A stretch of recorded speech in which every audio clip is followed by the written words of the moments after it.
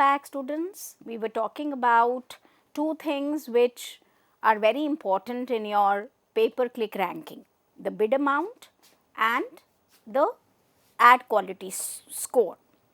And I was telling you that it is very important that your ad quality score is high, and that will be high only when the content or the ad copy is relevant. Now, what makes the page quality relevant or page quality high? You need to consider a lot of factors like what is the originality of your content, how good your content is, how transparent one is about business or the organization, the ease with which you are providing navigation to the user. So, when your landing page quality score is high, you can then think that yes, you are working in the right direction, and that is an indicative aspect of your page providing a good user experience, and that is something which is relevant to your ads and the keywords. Now, whenever there is a fluctuation in any of these factors, either the bid or the quality score, then it is going to affect the positioning of your pay-per-click ad. And therefore, students, it is very important for the businesses and the firms to keep on monitoring and adjusting their campaign. They should do this on a regular basis, that is, monitor and adjust their campaigns to ensure that they get optimal performance. So, what it is for the firms that is required, that they follow a complete process and a complete methodology to get the optimal results out of their paid search advertising. What is the process like? The process usually entails 4 main stages, and now we are going to talk about them in detail. The first is, the firm needs to set the goals. You need to determine the objective of your search.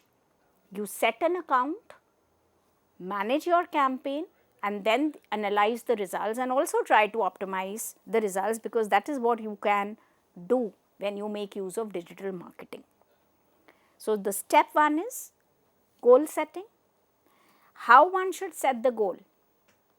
The goal of your paid search advertising should be to do things the way they are doable. You cannot bring on you to do certain tasks which are unmanageable, which are undoable, or which are unreasonable. So, you need to set the goals which are pretty doable and they are pretty realistic in that sense.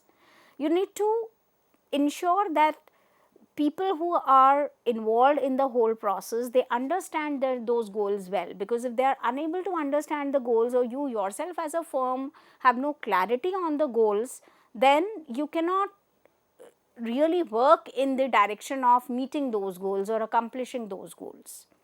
So, the goal should be manageable, realistic, doable, and they should, in fact, at the end of the day, this whole exercise of going for paid search advertising should result in some benefits for the firm as well as for the user.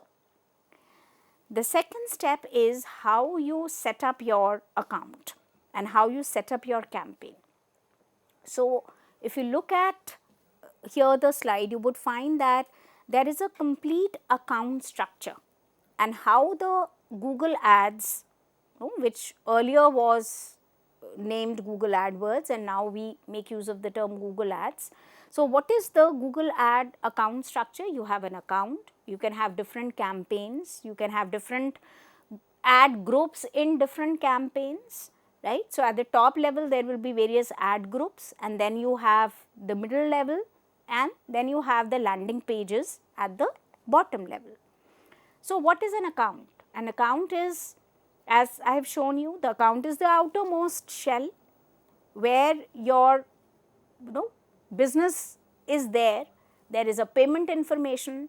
It actually houses everything. Your account has everything. It is an account of your business.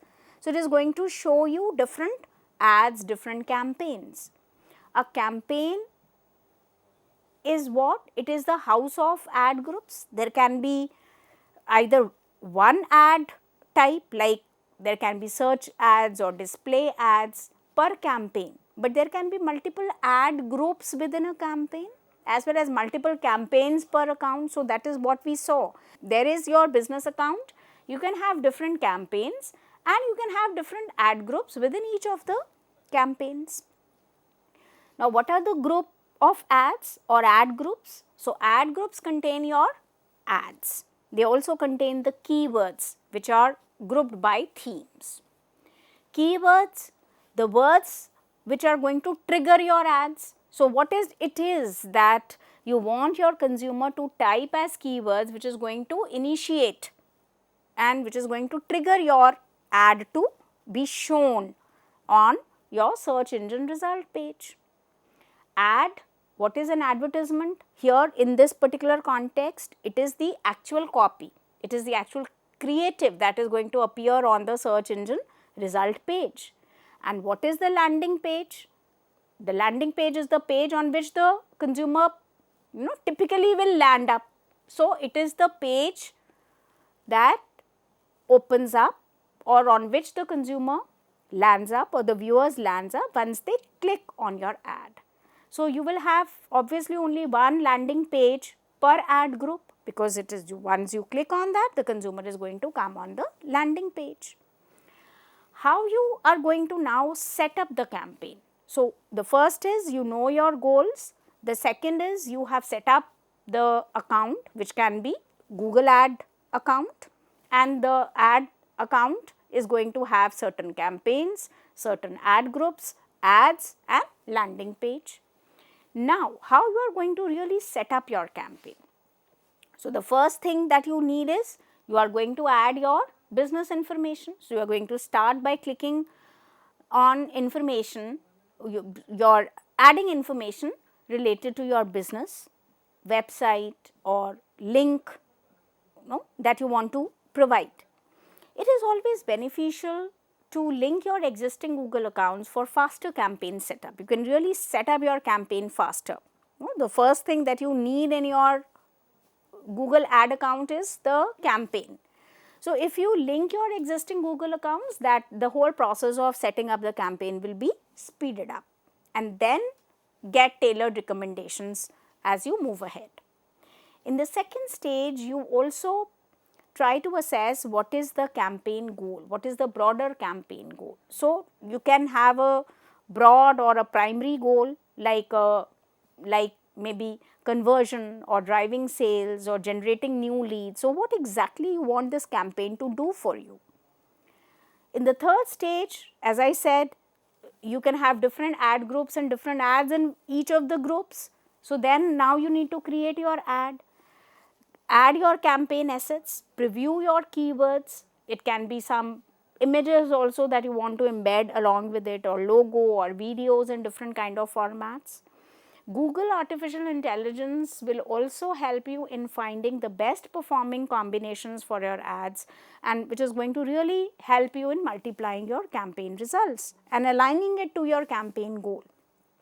And once this is set, you need to choose your audience and your budget, whom you would like to target, how you will like to target them. So, Google will then use it as a starting point to recommend the keywords and expand on your reach, and then it will also give you certain budget recommendations that will work fine for you. Now, students, this is only an example that I have given, and as I told you that Google is the highly used search engine with 97% of the traffic using Google. So, I have given you the example of how you can have a account being set up on Google ad. So, have your Google ad account. Now, from a marketer's perspective, when you set up a campaign within a search engine marketing network, the marketer is usually prompted to go for certain keyword research, select a set of keywords, as I said, which would then take the user to the concerned website or a product. They are also prompted at times to select a geographical location for the ad to be displayed within the section. to create a text based ad to display in the search results. You want some sort of a text based display also to go along with the search results or not, or maybe bid on a price that they are willing to pay, which is a part of your bid strategy, so that when you go for that kind of a bid strategy, you bid on a price that they are willing to pay for each click which they are going to get, which the firm is going to get, or the advertiser is going to get on the ad.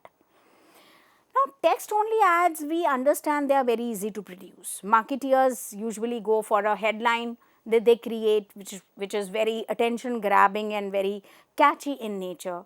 Text creation for the body of the ad, there is always a call to action which is usually embedded, and a URL which you are going to create. But in paid search advertising, sponsored ads, as I said, they appear on the top and on the side of the search engine result page, and they usually provide you a greater visibility and prominence.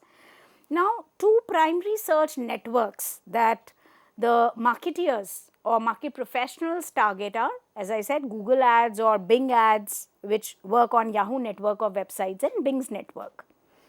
Now, you need to, the whole process is about how then you are going to bring people and what kind of audience you wish to target.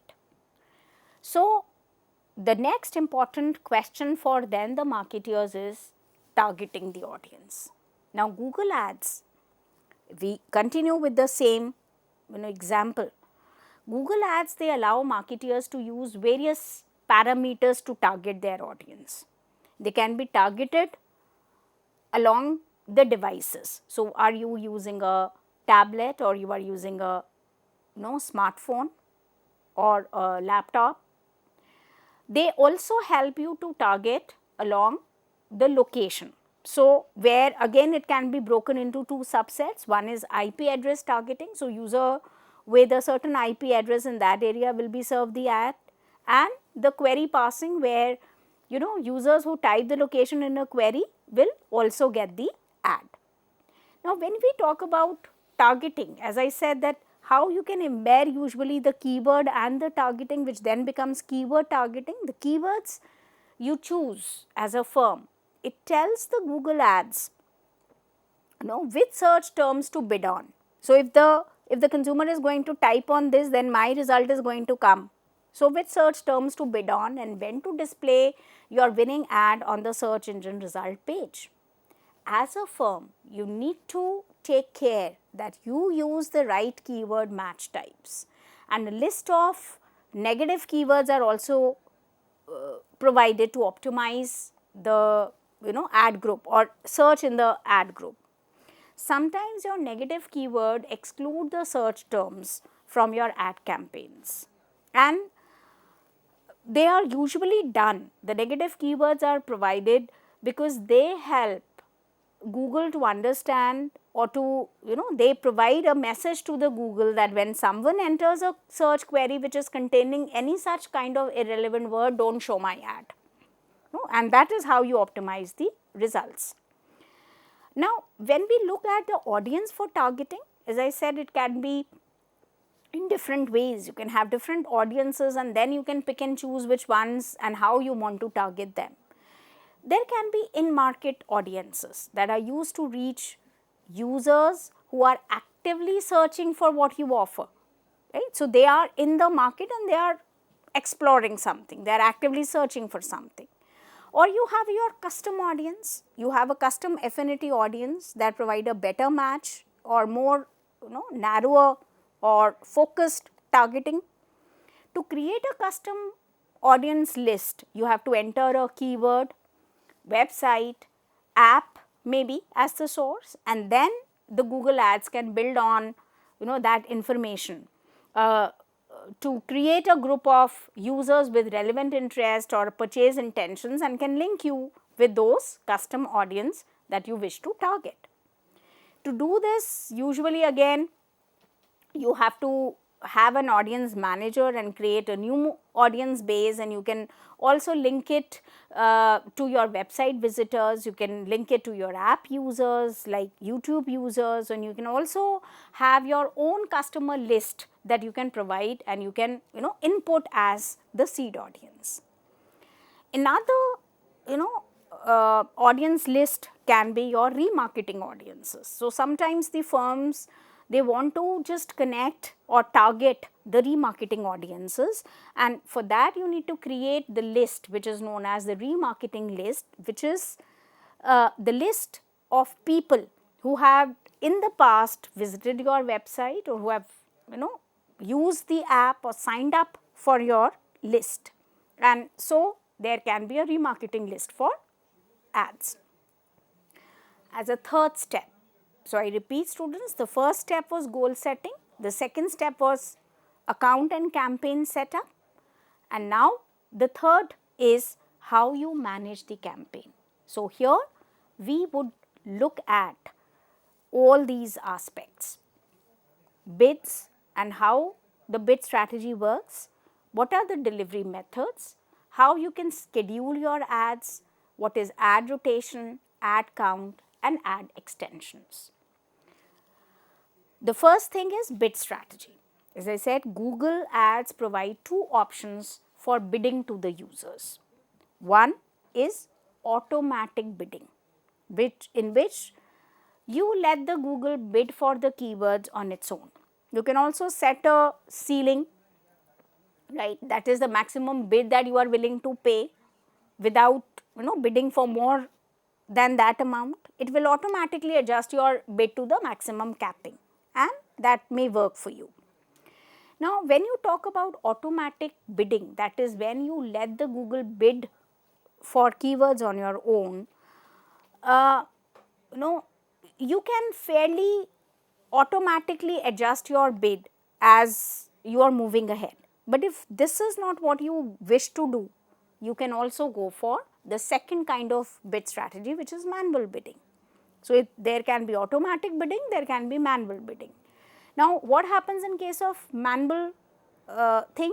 So, in case of manual bidding, you get all the control. So, you are allowed to control the bidding, and this essentially works in a similar fashion as setting your payment method. Even though it does give you more control, which means you have to log in more often to manage your campaign, but at times the firms prefer this kind of bidding, and you may use your keyword research to manage your bids, and as I said, you need to then tell Google so what exactly should be the keyword so that your account pops up, your ad actually emerges, and then when the user is going to click on that, based on the bid, you are going to ensure that Google is showing your ad, and when the user is going to click on that, then only the revenue is going to go to the platform.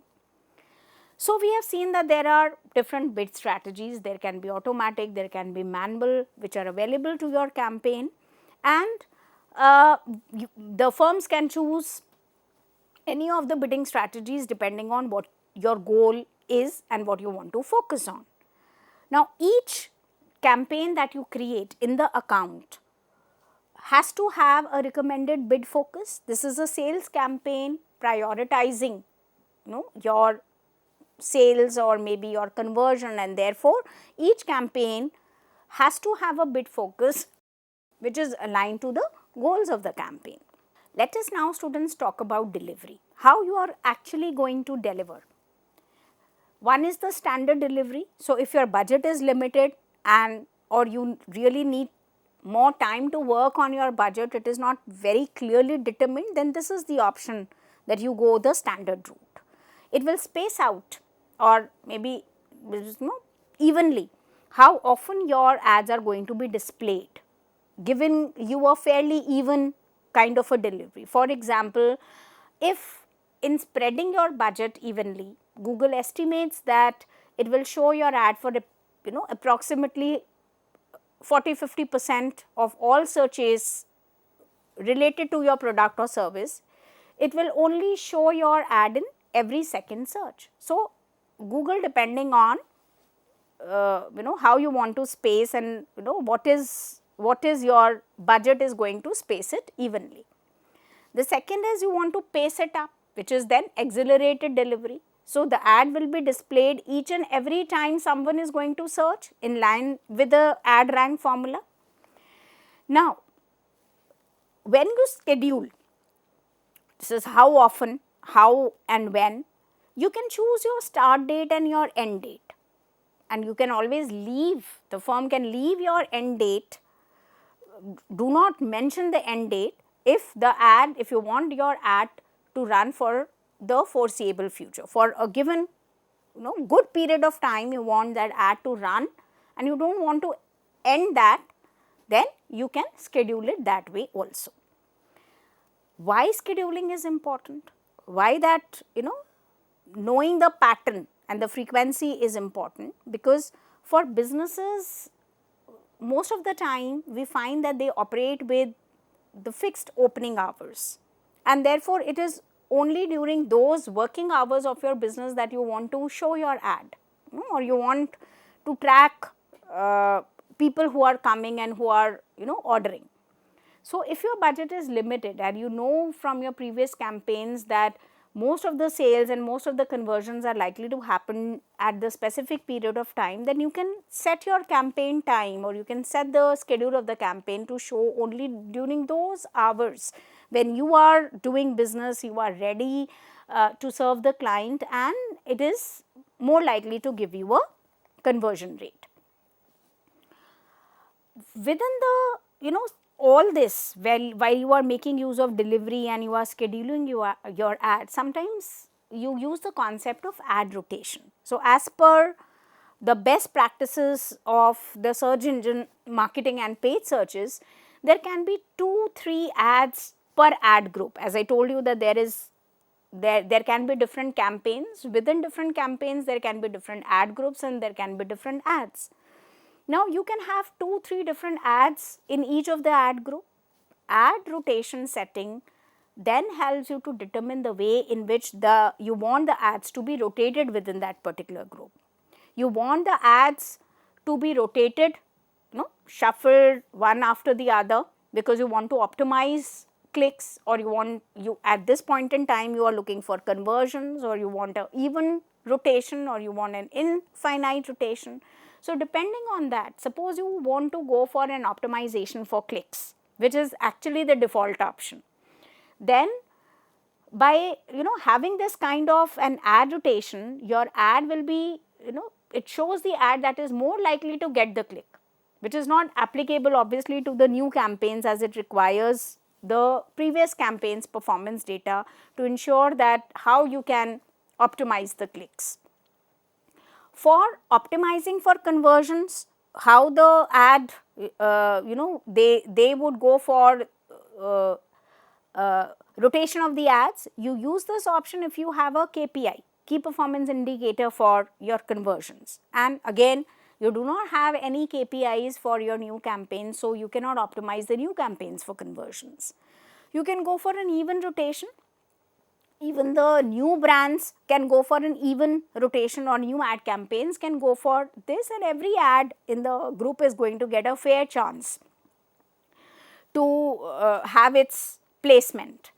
Or you can go for finite and indefinite kind of a rotation, where it is going to show lower performing ads proportionately with higher performing ads. Now, no matter how you do it, but the ad rotation feature gives you an option of just rotating them as you want, depending on the different options and the one that you want to exercise at a given point in time. Ad count. Now, what is this? The number.